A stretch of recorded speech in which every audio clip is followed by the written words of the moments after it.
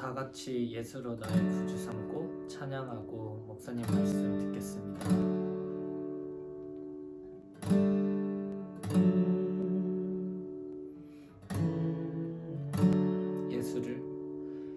예수를 나의 구주 삼고 성령과 피로써 거듭나니 이 세상에서 내 영혼이 하늘의 영광 누리도다.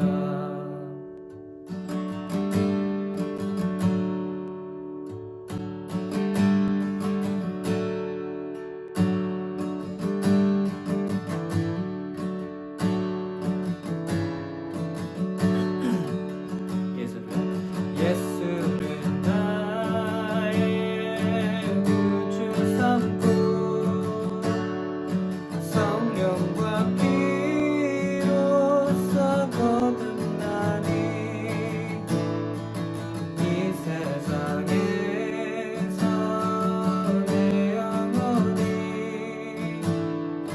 하늘의 영광 누리도다. 온전히 주께 맡긴대요. 사랑의 음성을 듣는 중에 천사를 왕래하는 것과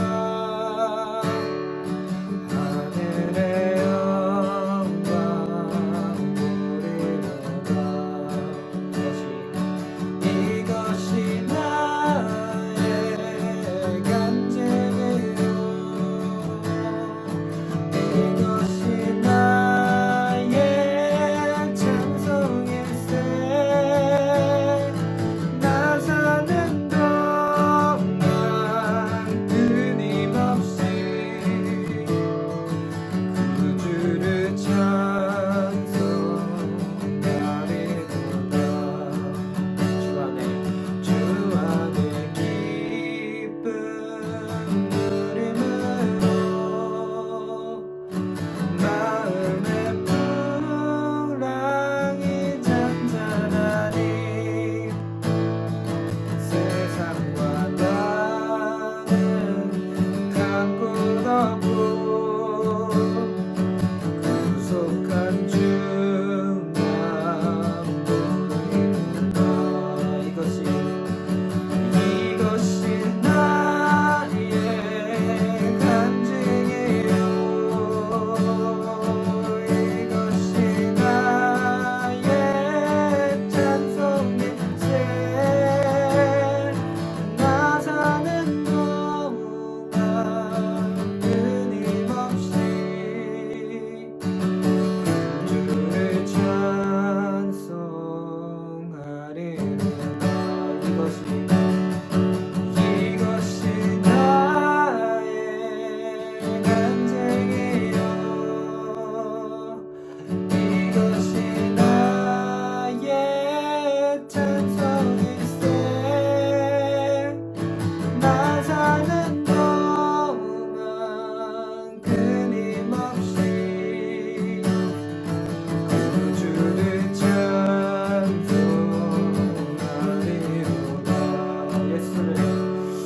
예수를 나의 구주 삼고 성령과 피로써 거듭나니 이 세상에서 내 영혼이 하늘의 영광 누리도다. 이것이 나의 간증이요 이것이 나의 찬송일세. 나 사는 동안 끊임없이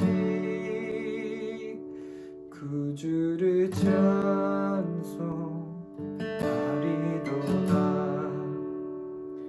오 구주를 찬송하리로다.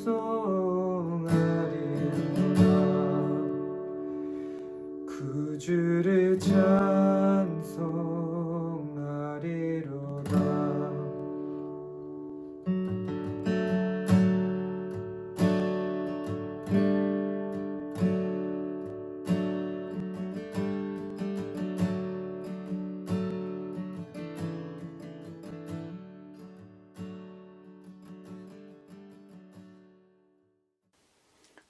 올 24일 주일 예배 함께 드리겠습니다.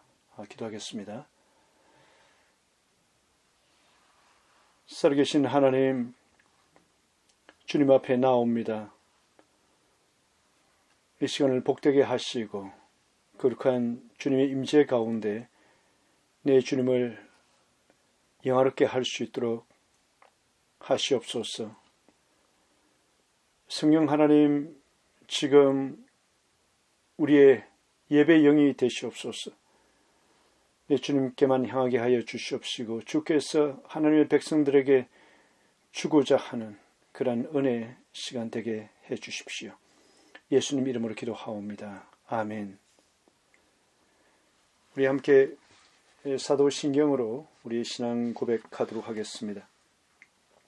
나는 전능하신 아버지 하나님 천지의 창조주를 믿습니다. 나는 그의 유일하신 아들 우리 주 예수 그리스도를 믿습니다. 그는 성령으로 잉태되어 동정녀 마리아에게서 나시고 본디오 빌라도에게 고난을 받아 십자가에 못 박혀 죽으시고 장사된 지 사흘 만에 죽은 자 가운데서 다시 살아나셨으며 하늘에 오르시어 전능하신 아버지 하나님 우편에 앉아 계시다가 거기로부터 살아있는 자와 죽은 자를 심판하러 오십니다. 나는 성령을 믿으며 거룩한 공교회와 성도의 교제와 죄를 용서받는 것과 몸의 부활과 영생을 믿습니다. 아멘.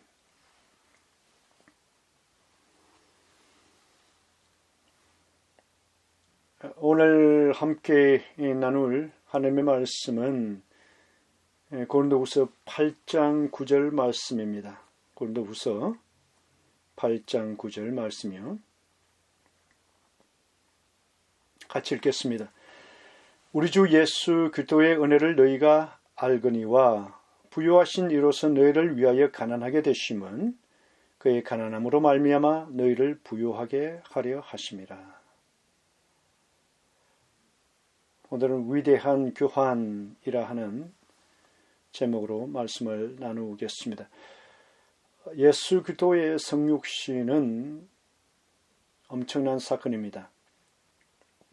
이 단어는 사실 마치 삼위일체라는 표현이 성경에 나타나지 않지만 성경적인 개념이듯이 성육신이라는 단어 또한 성경에 나타나지 않습니다. 그렇지만 성경적인 표현이고 개념입니다.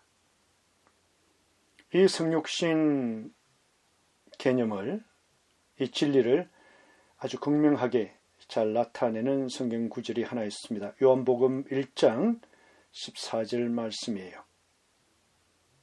말씀이 육신이 되어 우리 가운데 거하심에 아들 하나님께서 아버지의 뜻을 따라 사람이 되셨다. 이것이 성육신 사건입니다. 이 성육신 사건은 신적 존재이신 아들 하나님께서 인간 차원을 입으셨다. 인간의 운명에 동참하기 위해서. 다른 말로 하면은 인간 차원적 시간과 공간의 제약 속으로 들어오셨다 하는 말입니다. 성부 하나님과 본질적인 면에 있어서 동등하신 신적 존재께서 인간의 운명에 동참하기 위해서 자기 자신을 제한하셔서 인간이 되셨다. 성육신, 인카네이션. 이것은 어떤 의미인가 하면 하나님 아들 하나님께서 자신의 권리를, 신적인 그 특권과 지위를 자발적으로 내려놓으셨다는 뜻입니다. 그렇게 함으로써만 가능한 것이죠. 무소부재하신 하나님의 아들께서 시간과 공간을 초월하여 존재하시는 아들 하나님께서 유다 갈릴리에서 어떤 행동을 하실 때 그 땅을 거니셔서 걸어서 다른 곳으로 이동해야 되는 그런 제안을 받으신 것이죠. 어떤 존재도 그렇게 그분에게 도전할 수 없는 바로 천상의 존재들의 그 경배와 찬양을 받으시는 그 분께서 자발적으로 이 땅에 사람이 되어 오신 것입니다. 가만 생각해 보면요, 천상에 계셨던 아들 하나님, 그분에게 도전할 수 있는 어떤 피조물이 있었을까요? 그런데 이 땅 가운데 사람이 되어 오셨을 때 바리새인도 서기관도 그분에게 도전합니다. 로마 군병들이 그에게 희롱하고 조롱합니다.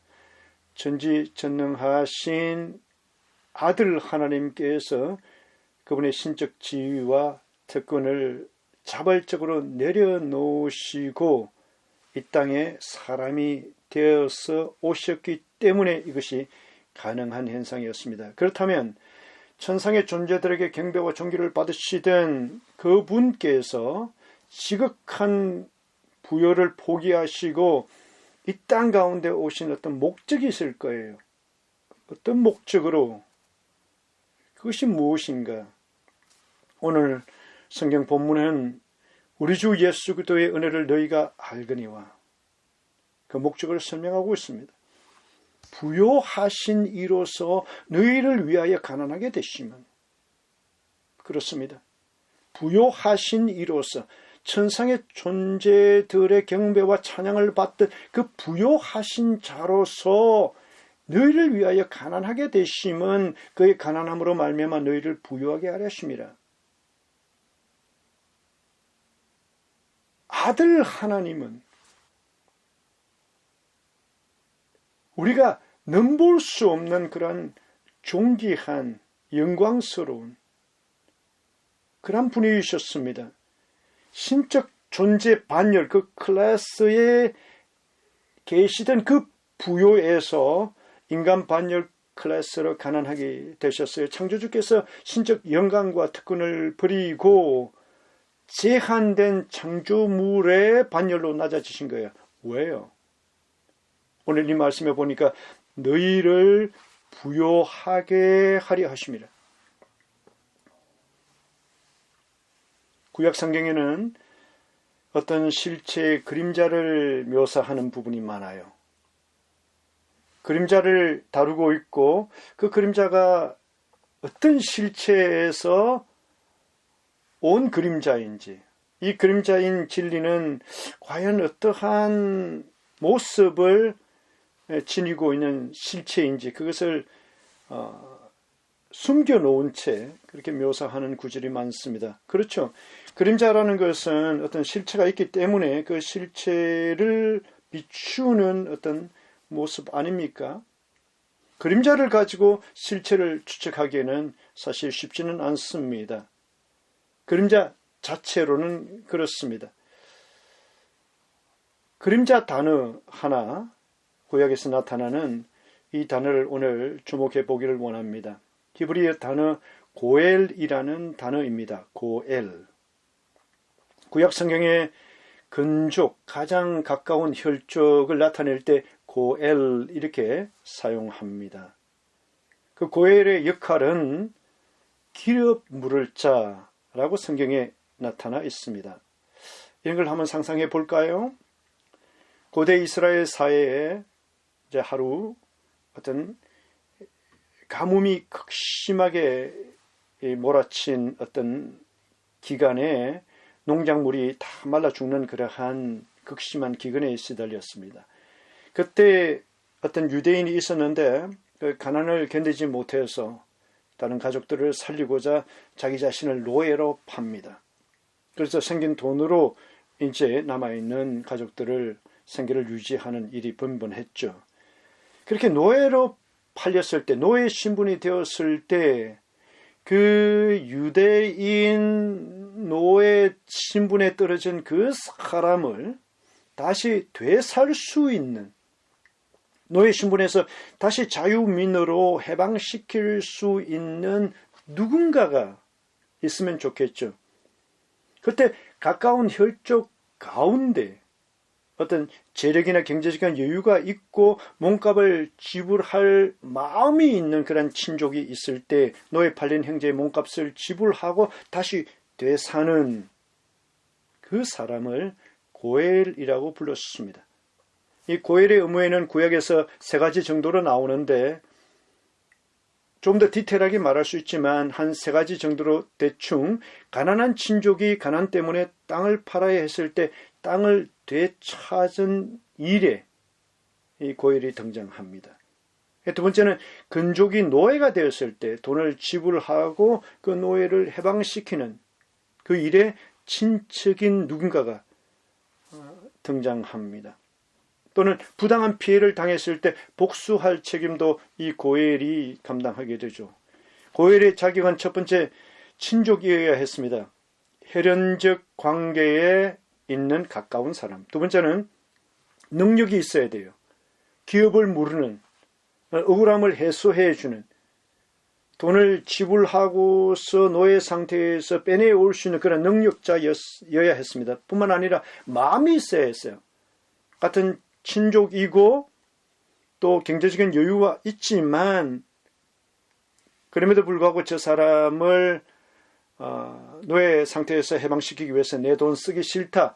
그런 의도가 없으면 안 되었습니다. 자원하는 마음이 있는 사람이어야 했습니다. 고엘의 자격은 혈연적 관계에 있는 친족일 것, 두 번째 기업 물을 능력 있을 것, 그리고 그 사람을 빼내올 수 있는, 공경에서 자유케 할 수 있는 그런 의향, 마음이 있는 자여야 했습니다.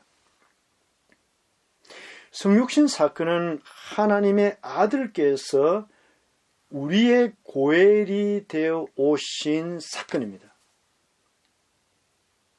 하나님의 아들께서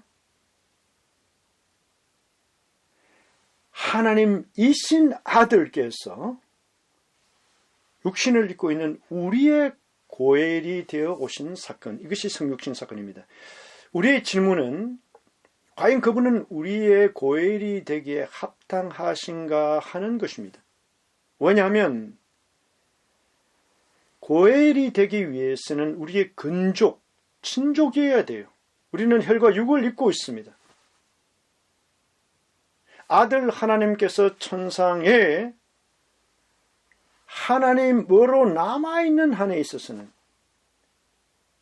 천상의 경배와 찬양을 받으면서 그 영광 가운데 휩싸여 있는 한에는 우리의 친족과 근족이 될 수 없었습니다. 사람이 아닌 천상의 존재이기 때문에 그렇습니다. 우리 친족이 되기 위해서는 그분께서 영원하신 말씀이신 아들 하나님께서 피와 살을 가지신 육신을 입으셔야 했습니다. 이 진리를 히브리서 기자는 이렇게 기록하죠. 히브리서 2장 14절에 잠시 보겠습니다. 히브리서 2장 14절이요. 우리 개혁개정 성경은 자녀들은 혈과 육에 속하였으며 그렇습니다. 보십시오. 저와 여러분이 가지고 있는 혈과 육에 속하였으며 그도 또한 같은 모양으로 혈과 육을 지니시면 바로 이분이 누구십니까? 예수 그리스도십니다. 하나님의 자녀가 된 저와 여러분이 혈과 육에 속하였음에 아들 하나님께서 천상의 존재이시지만 그도 또한 같은 모양으로 혈과 육을 함께 지니심은, 이것을 표준역 성경에는 이 자녀들은 피와 살을 가진 사람들이었기에 그도 역시 피와 살을 가지셨습니다. 아주 훌륭한 번역을 했습니다. 우리의 고엘이 되기 위해서 우리와 같은 피와 살을 입으셨어요. 이것은 작은 희생이 아닙니다. 작은 겸손이 아닙니다. 부요하신 아들 하나님께서 가난하게 되셨습니다. 그렇게 하심으로써 우리의 위상이 바뀌는 것이 이제 가능해졌습니다. 저는 이 설교를 준비하면서 이 진리를 그냥 논리적인 설명으로 어떤 진리의 내용을 나열하는 것으로 그치는 것이 아니라 우리 성도들 가슴에 닿았으면 좋겠다, 남았으면 좋겠다, 그런 마음이 일어났습니다. 그리고 주님 앞에 기도하는 가운데 이것을 좀 더 선명하게 부각시킬 어떤 예화나 아니면 비유가 있을까요? 라고 잠시 멈춰서 기도했을 때 이러한 생각이 스쳐갔어요. 인도의 그 카스트 제도였습니다. 인도 전통적인 카스트 제도에 따르면은 그게는 4개의 신분 그룹이 나옵니다. 제일 위에 최상위층에는 보면은 성녀 계층인 브라만이 있습니다. 그 밑에 귀족과 왕, 무사 계급의 크샤트리아, 그 다음에 바이샤라고 하는 우리 농민 그 상인 계층, 그리고 4번째가 수드라라고 하는 그 계층이에요. 농노와 육체 노동자들로 이루어져 있죠. 근데 이 4계층 외에 우리가 일반적으로 불가촉 천민 계급 아래에 있는 4번째 계급 아래에 있는 불가촉 천민, 다른 4계급과는 불가촉, 접촉하는 것이 불가한 어떤 그룹의 계층, 영어로는 untouchable, 터치해서는 안 된다는 거예요. 누가? 그게 속한 그룹의 사람은, 그 계급에 속한 그 인도 사람은 그 위에 있는 그 4개의 부류 계급의 사람들과 접촉해서는 안 된다. 그것을 달리트 신분이라고 하는데요. 이 집단은 다른 4계급과 접촉해서는 안 된다. 그래서 이들 사람들은 힌두교의 가르침은 물론이고 힌두교 사원에 접근하는 것이 금지되어 있습니다. 심지어 지금은 조금 다르겠지만요.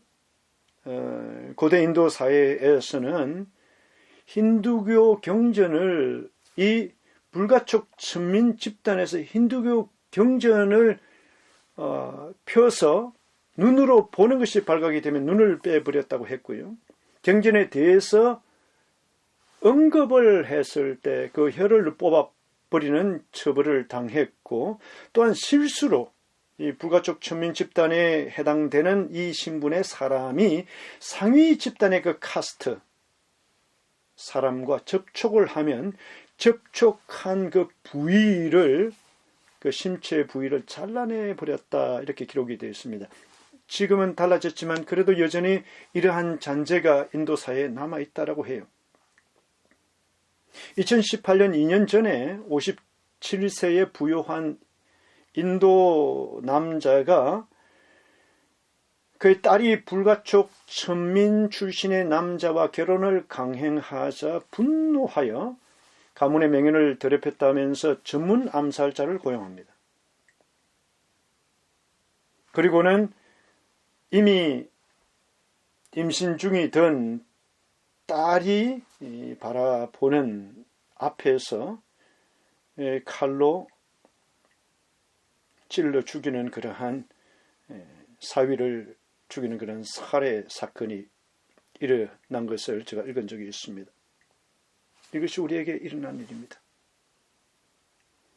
고린도 후서 8장 9절에 우리 주 예수 그리스도의 은혜를 너희가 알거니와 부여하신 이로써 너희를 위하여 가난하게 되심은 하나님 임재 앞에 나아갈 수 없는 영적인 불가촉 천민 집단에 속해 있던 저와 여러분들, 하나님의 아들 하나님께서 이 땅 가운데 우리에게 오셔서 접촉하심으로 말미암아 저와 여러분들에게 놀라운 신분 상승의 길이 열렸습니다. 영원히 하나님의 자녀가 되는 은혜를 입게 되었습니다. 이 진리를 나타내주는 또 다른 성경 구절 하나는 사람인 우리의 고일이 되신, 사람이 되어 오신 하나님의 아들을 이렇게 묘사합니다. 계시록 1장 5절이에요. 우리를 사랑하사 그의 피로 우리 죄에서 우리를 해방하시고. 다시 한번 봐 주십시오. 우리를 사랑하사 그의 피로. 하나님이세요. 아들 하나님이세요. 우리를 사랑하사 그의 피로, 그분께서 낮아지심으로, 가난해지심으로 우리 죄에서 우리를 해방하시고, 하나님의 아들께서 사람이 되어 흘리신 그 피가 우리의 죄를 씻어내었습니다. 죄값을 우리가 치러야 했습니다. 그때 우리 주님께서 우리 대신에 우리의 고일이 되심으로 우리의 죄값을 치러주셨습니다. 위대한 교환이 일어난 것입니다. 저는 여러분께서 오늘 본문의 말씀을 자주 묵상했으면 좋겠어요. 우리 주 예수 그리스도의 은혜를 너희가 알거니와 부요하신 이로서 너희를 위하여 가난하게 되시면 그의 가난함으로 말미암아 너희를 부요하게 하려 하십니다. 나이 드신 부모 세대가 몸을 아끼지 않고 자기를 희생하는 것을 많이 봅니다.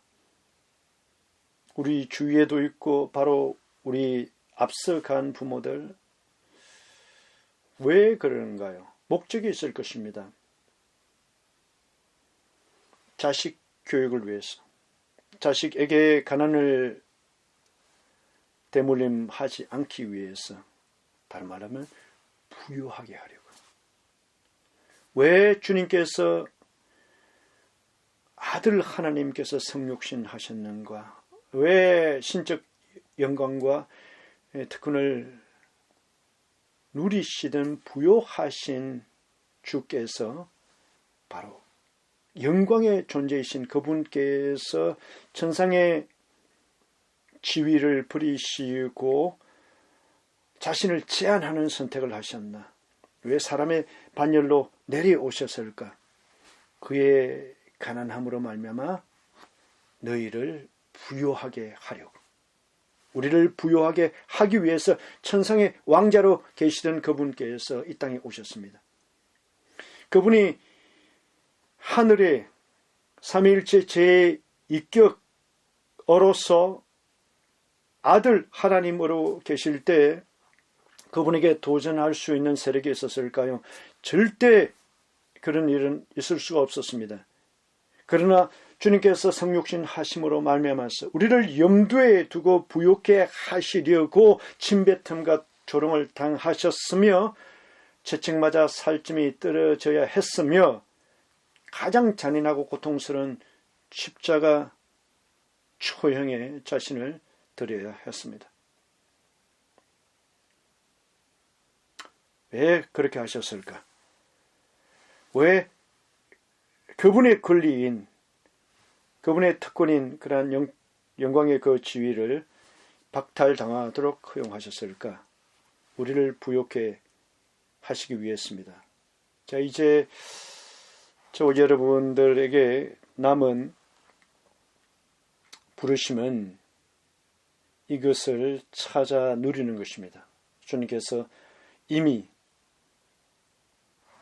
해놓으신 성육신 하심으로, 십자가에 가심으로 우리를 위해서 채찍에 맞도록 등을 내어주신, 그래서 이루어 놓으신 바로 이 부여를 저와 여러분이 찾아내는 것입니다. 작년 말 한국신문에 이런 기사가 실렸어요. 잠시 소개하겠습니다. 금융감독원이 국내 주요 금융기관들과 함께 11월 11일부터 6주 동안 숨은 금융자산 찾기 캠페인을 진행한다. 금감원에 따르면 지난 6일까지 소비자가 찾지 않아 계좌에 잠들어 있는 금융자산은 무려 9조 5천억 원이었다. 우리나라 인구 1인당 평균 20만 원 규모다. 가만히 생각해 보십시오. 4인 가족이면 80만 원이에요. 80만 원 누군가가 밖에 두었다가 다른 사람이 가져가면 그건 내 권리니까 당연히 그것을 찾으려고 하겠죠. 알아보고 그래서 찾아내어서 누리는 거 내 권리니까요. 오늘 본문 말씀 고린도후서 8장 9절에 보면은 이미 일어난 사건이에요. 근데 많은 그리스도인이 자신에게 일어난 이러한 부요를 묵혀두고 있다는 거예요. 당연한 권리를 찾아 누리지 못하고 있는 현실이죠. 주님께서 우리에게 이것을 찾아내어 누리라. 주님께서 주신 이미 마련해 놓으신 이것을 내가 확인하고 그래서 살아내는 것. 그것이 주님을 영화롭게 하는 거예요.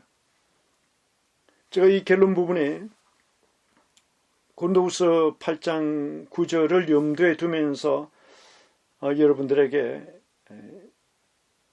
부탁과 함께 이런 면에서 적용하고 주님 앞에서 클레임하고 기도와 간구하는 가운데 이것이 내 삶 가운데 풀어지도록 영적인 연습을 하는 것을 권유하고 싶습니다. 두 구절을 여러분들에게 드리려고 합니다. 하나는 이사야 53장 5절이고요. 하나는 이사야 30장 21절 말씀입니다. 첫 번째 구절이 이사야 53장 5절입니다. 한번 찾아보겠습니다. 53장 5절이요. 그가 찔림은 우리의 허물 때문이요 그가 상함은 우리의 죄악 때문이라. 그가 징계를 받음으로 우리는 평화를 누리고 그가 채찍에 맞음으로 우리는 나음을 받았도다. 그가 찔림, 그가 상함, 뭐예요? 우리의 허물 때문이고 우리 죄악 때문이에요. 이미 일어난 일이에요. 그럴 필요가 없는 천상의 왕자이신 아들 하나님께서 우리를 위해서 찔리셨고 상하셨기 때문에 무엇을 위해서요? 우리 허물과 죄악 때문에 위대한 교환이 일어났습니다. 따라서 저와 여러분이 죄와 허물이 주는 그런 정죄감에서 억눌러 있을 것이 아니라 자유를 내가 클레임하는 것,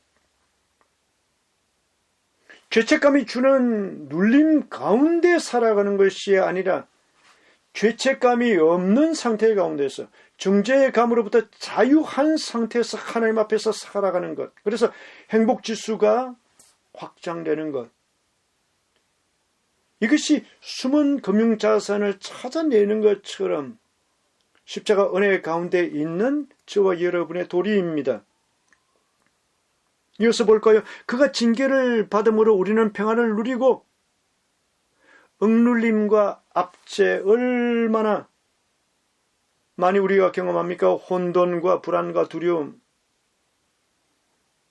그리스도 안에 있는 하나님의 자녀가 된 저와 여러분이 억눌림과 압제와 혼돈과 두려움 대신에 평화를 누리는 것, 그리스도 안에서 주님께서 이미 확보해 놓은 그 부요 가운데 있다는 거 아십니까? 내가 그것을 찾아서 누리는 것이 주님을 영화롭게 한다는 거 아십니까? 내가 기도 가운데 내 삶 가운데 평화가 없을 때 확신보다는 두려움이, 주님께서 주신 그런 질서보다는 혼돈이 내 삶 가운데 있을 때, 지금 내가 십자가 상에서 사람이 되어 오신 아들 하나님께서 마련해 놓으신 그 부요를 누리지 못하고 여전히 나는 가난한 가운데 있구나 생각하시면 맞습니다. 그가 징계를 받았으므로 평화를 누리고 그가 채찍에 맞음으로 우리는 나음을 받았도다. 마지막에 저는요, 질병과 장애는 낫기를 위해서, 온전케 되기를 위해서 주 안에서 클레임하고 기도하고 간구하는 것이 기본적인 자세라고 생각합니다. 이게 분명히 그가 채찍에 맞음으로 우리는 나음을 받았다 했습니다. 주님께서 필요 없으신 어떤 행위를 했을까요? 왜 주님께서 등짝에 골이 패이도록 허연 뼈가 보일 때까지 그 채찍을 맞았을까요? 우리의 나음을 위해서요. 질병과 장애로부터 나음을 얻기 위해서. 우리 신체 각 부에 어떤 눌림과 장애가 있을 수가 있습니다. 저는 우리 성도 여러분이 고린도후서 8장 9절의 말씀을 주장하면서 그럴 필요가 없었던 그 주님께서 낮아지심으로, 가난하게 되심으로 우리를 위해서 스스로 받으신 그 채찍으로 말미암아 우리가 낫게 되었다는 치유의 하나님을 경험할 수 있음을 믿고 주 예수님, 주께서 십자가에 나를 위해서 채찍 맞으신 공로를 힘입어서 지금 치유를 주장합니다. 온전케 되기를 주장합니다. 치유하시는 여호와 라파, 지금 주님의 약속이 십자가 보혈이 흐르기, 이 부위의 신체 부위에 흐르기를 원합니다. 라고 간구하는 거예요. 그래서 마지막으로 이사야 30장 21절 한 절을 여러분에게 소개하고자 합니다. 몇 번 제가 이 성경 구절을 나눈 적이 있는데 이사야 30장 21절이요. 너희가 오른쪽으로 치우치든지 왼쪽으로 치우치든지 내 뒤에서 말소리가 내게 들려 이르기를 이것이 바른 길이니 너희는 이리로 가라 할 것이며. 이것이 고린도후서 8장 9절과 무슨 상관이 있나? 이 약속을 내가 클레임할 수 있는가? 저는 인생의 항로에서 여러 가지 크고 작은 선택과 결정에 우리가 직면한다고 생각을 해요. 오늘도 크고 작은 결정을 내립니다. 어떤 것은 아주 내 인생 부르심에 아주 중요한 영향을 끼치는 결정일 수가 있습니다. 선택일 수가 있습니다. 그 결정 하나하나를 두고 자녀된 그 성도에게 주의 음성을 들을 권리가 있다라고 생각해요. 왜요? 양은 목자의 음성을 듣는다 했기 때문에요. 스님께서 주시는 그 음성이 있을 것입니다. 이사야 30장 21절에 너희가 오른쪽으로 치우치든지 왼쪽으로 치우치든지, 오른쪽도 아니고 왼쪽도 아니고 극단이 아닌 스님께서 진리의 영이 되셔서 우리로 하여금 선택해야 되는 어떤 길이 있을 거예요. 그 소리가 들리도록 듣는 것, 그것이 우리의 분복이라는 거예요. 왜? 그분께서 낮아지심으로, 가난하게 되심으로 우리로 하여금 그분 안에서 부요를 누리는 것이 이제 가능해졌기 때문에 그렇습니다. 이것을 주장하십시오. 이것을 클레임하십시오. 주님, 이 순간 이사야 30장 21절을 주장합니다. 나는 그리스도 안에 있습니다. 내 뒤에서 말소리가 내게 들려 이르기를 이것이 바른 길이니 너희는 이리로 가라. 오늘 이 순간 주 예수님께서 내 등 뒤에서 이렇게 말씀해 주시옵소서. 나로 하여금 주님께서 보시는 바로 그 진실의 길, 진리의 길, 옳은 길, 합당한 선택, 결정, 그것을 내 귀에 들려주십시오. 그것이 보이게 해주십시오.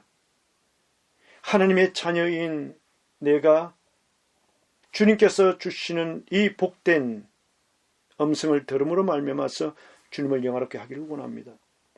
주님께서 분명하게 우리 주 예수 그리스도의 은혜를 너희가 알거니와 부요하신 이로써 너희를 위하여 가난하게 되시면 그럴 필요가 없으신 아들 하나님께서 나를 위해서 낮아지시고 가난하게 되신 그 목적은 그의 가난함으로 말미암아 너희를 부요하게 하기 위해서라고 했습니다.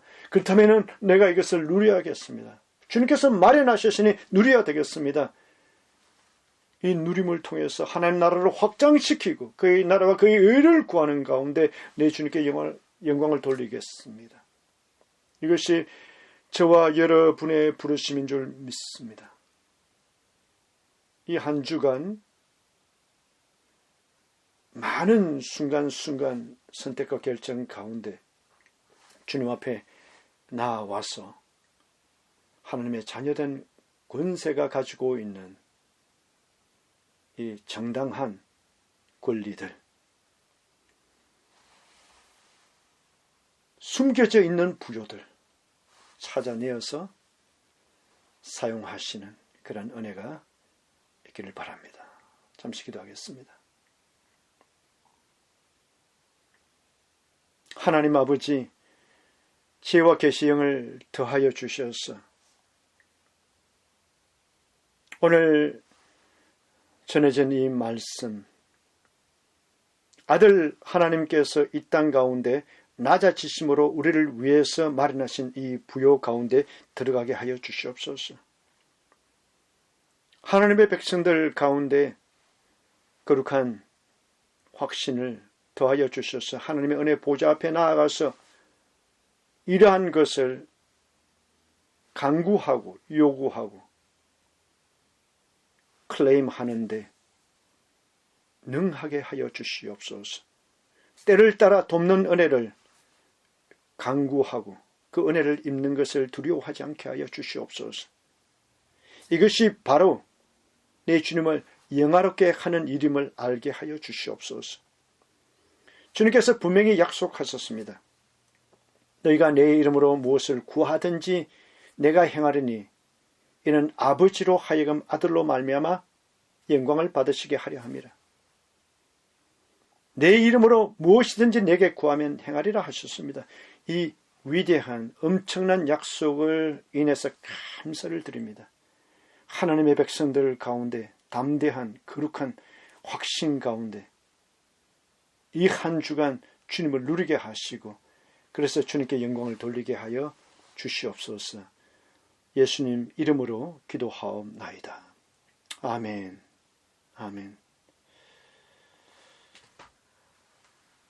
축도하고 마치겠습니다. 지금은 우리 주 예수 그리스도의 은혜와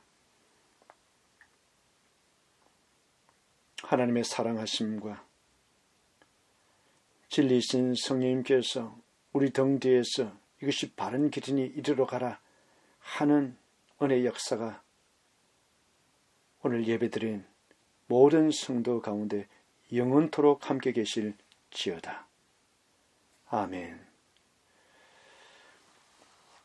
한 주간 승리하십시오.